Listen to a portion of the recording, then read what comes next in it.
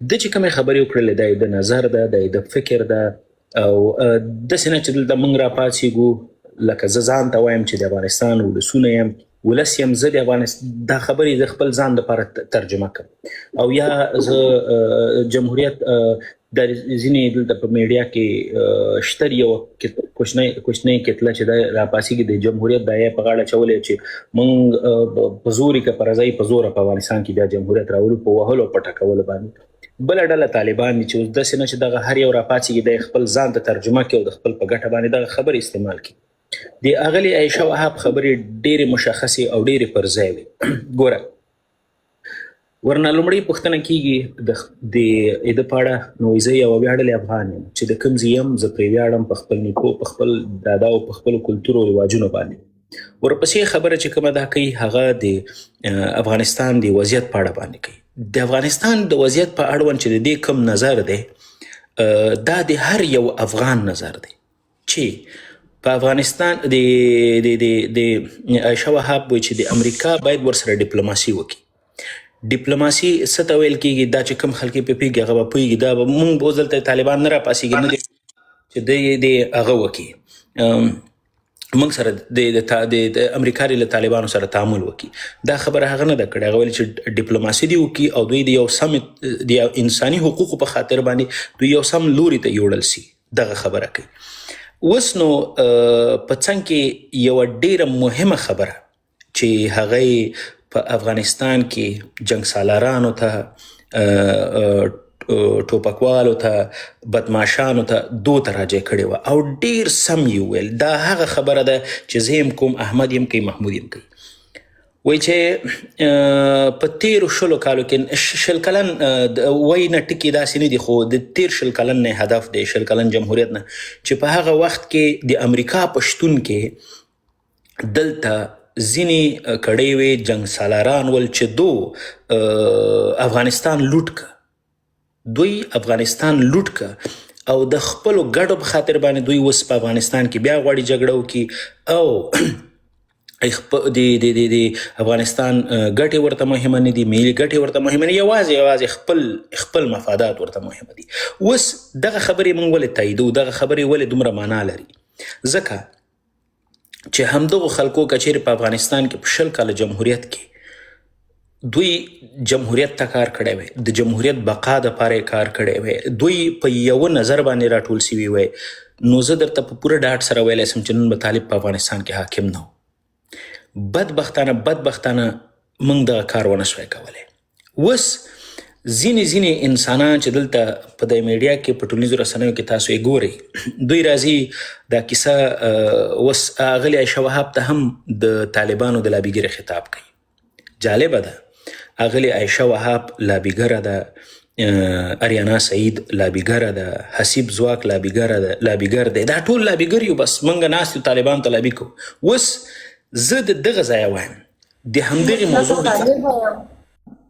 ټول اوس د دغې موضوع نه لږ اخواته دغلته د یو طالب ویډیو مخته راغله، ځکه دا موضوع هم اوس مهمه ده، ځکه زه چې د افغانستان ولس یم نو زه باید ټولې هغه خبرې وکم کوم چې زما د وطن په ګټې او زما د وطن په زیان باندې دي. د بامیانو په ولایت کې د بودا د مجسمې ویجاړونکی د هغه طالب دغه تازه وینا مو اورېدلې، هغه وایي چې ښځې ناقص العقل دي، وایي دوی نه پوهېږي. اوس ښه دغه خبرې ته غوږ ونیسئ. که چیرته د طالبانو له ادرسه یو څوک راځي بیا په ځانګړي ډول یوه میرمنه دلته راځي د عایشه وهاب په مسایلو باندې غږیږي، عایشه وهاب ته وایي چې د خوله ډېرې ښې خبرې وکړې. عایشه وهاب ښوونځي کې داخله واخیستله، عایشه وهاب پوهنتون ویل، عایشه وهاب پی ایچ ډي وکړله، عایشه وهاب د ولسونو په منځ کې پاتې سوه، عایشه وهاب نور ډېر فعالیتونه وکړل. نن ځکه د عایشه وهاب خبرې تر ما او تر نورو رسیږي، نو تعلیم یې هغه لومړنی ځای وه. اوس په افغانستان کې چې ښوونځي بندي، پوهنتونونه بندي، په کوم ډول به زموږ د وطن دغه خویندې، زموږ د وطن دغه لوڼې دغه سټیج ته رسیږي چې دوی به هم په سیاست کې رادننه کیږي، دوی به په سیاسي مسایلو باندې غږیږي، د خپل د وطن په حالاتو باندې غږیږي. په کوم ډول؟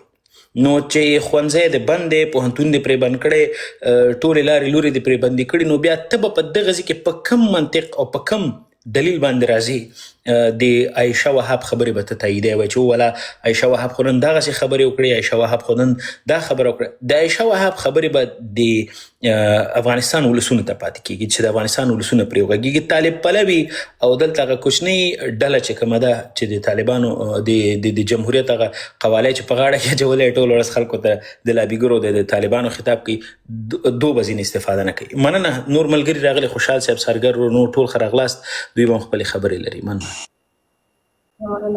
خیر یوسئ. زما خبره هم همدا ده، که چېرته همداسې مېرمنې چې په نړیوال سټیج باندې دي، فعاله دي، هغوی په نحوه باندې حق خبرې وکړي او راشي په میډیا کې دا خبره وکړي چې جنګ په افغانستان کې نه غواړو، ګوندې دا لاره د نورو مېرمنو لپاره خلاصه شي. او کیسه دا ده چې زموږ خبره کېدای شي ډیره تاثیر ونه لري. مثلا که زه ووایم هره خبره وکم وای چې دا خو افغانستان کې ناسته ده، د طالب د فشار لاندې ده، هر څنګه چې وي د دې خبره دومره مؤثره نه ده. ولی په نړیوال سټیج کې که چېرته داسې خبرې پورته کېږي دا تاثیر لري. دوی په خپلې خبرو کې دا وینا هم کړې ده چې انزوا ته دا خلک باید پرې نږدو، د انساني حقوقو د تامین لپاره باید دې سره موږ راکړه ورکړه ولرو، باید موږ ډیپلوماسي ورسره وکړو، او دا بهترینه خبر ده. که چېرته موږ میز وټاکو، یو بل سره کینو، خپلې خبرې اترې سره تبادله کړو، زما په نظر باندې واقعا دا یو مؤثر ګام ده. همداسې ډیری مېرمنې نورې هم شته، مثلا په جرمني کې اوسۍ ده او د دې ترڅنګ نورې مېرمنې دي، دوی ټولې باید هم دا ګام پورته کړي د دې مېرمنو په خاطر باندې چې نن مکتب او پوهنتون دروازه پر مخ باندې تړل شوې ده. نړیوال باید اړیکې له د شته حاکم حکومت سره ټینګې کړي، خبرې باید ورسره وکړي، میز سره کېږدي، او یوازینۍ حل لاره د افغانستان نن همدا ده چې د ډیپلوماسي او د مذاکرې له میز نه موږ مخې ته لاړ شو، نه د ټوپک او د جنګ. نو وخت به د سرګر ورور وي. مهرباني یوه بله اضافه کوم، ډېر زیات وبخئ. ګورئ ښه، نن ورځ ولې په غرب کې چې کوم غربي سیاسون دي یا زمونږ دغه رقم د عایشه وهاب په څېر چې کوم افغانان دلته په غرب کې دوی زده کړې کړي، دلته په سیاست کې دوی دخیل دي، دوی ولې دغه ډول خبرې کوي؟ الان کې چې د عایشه وهاب که چیرې موږ د طالبانو په وړاندې یو ځانګړی نظر درلودلی، موږ د طالبانو دپاره یو ځانګړی تعریف درلودلی، موږ په دغې غربي دنیا کې ټول وای زمونږ ادرس معلوم وای، زمونږ مشر معلوم وای، زه تاسو ته قسم خورم چې د عایشه وهاب دغه خبرې به بیا دا ډول نه وي، هغه به بیا به د طالبانو په نفیتوب باندې خبره کړې وای، ویلې به چې دې سره د ډیپلوماسۍ خبره مه کوئ، دلته د دوی په وړاندې دلته نور خلک شته دي چې دوی د خپل د وطن خبره کوي، د خپلو ملي ګټو خبره کوي. اوس بدبختي په دغه ځای کې ده. زما دغه خبرې لږ زره په دقیق واورئ دا ملګري چې دلته چې دلته په غرب کې چې څومره زموږ د جمهوریت دایان دي، د دوی ستونزه دا ده چې دوی په خپل منځ کې یو له بله سره جوړ نه دي. دوی تر اوسه پورې په خپله یو ادرس نه لري. که چیرې موږ ادرس درلودلی، موږ یو مشخص مشر درلودلی او دایم و بیخي معلومه وای، زه تاسو ته قسم خورم چې د طالبانو په وړاندې به د دغې غربي نړۍ نظر داسې نه وه. ایرانیانو دغه یو کار چې زما ډېر زیات خوښیږي همدغه شی و چې په غرب کې د دوی د خپل د اوسني رژیم په وړاندې یو مشخص دایې لاندې دوی لګیا دي، لاریونونه کوي، مشرې معلوم، قصه یې معلومه، بیرغ یې معلوم، هر څه یې معلوم. زمونږ بدبختي په دې کې ده چې 15 جمهوریتي ملګري په یوه ځای کې سره کېناستېدی نه سو، یو له بله سره خبرې کولی نه سو. نو په دغې خاطر باندې که چیرې عایشه وهاب راپاڅېږي، د طالبانو سره د ډیپلوماسۍ خبره کوي، د سیاست خبره کوي، دلیل یې دا ده چې موږ تر اوسه پورې یو ادرس نه یو. که موږ دلته غرب کې ادرس جوړ کړی وای نو پوره ډاډ سره درته ویلی سم چې دغسې عایشه وهاب د نورو سیاسونو به نظر بیخي جلا و. مننه. ډېره مننه زوک صاحب، کور مو ودان. جانې که ستاسو اجازه یې زه به خپلې خبرې وړاندې کړم، بیا به نور دوستان ته په ډېر لنډ الفاظو کې به زه خپلې خبرې وړاندې کړم. بیا هم سلام دی ټولو مېلمنو ته پورته چې ناست یاست او ټول لیدونکو اورېدونکو ته.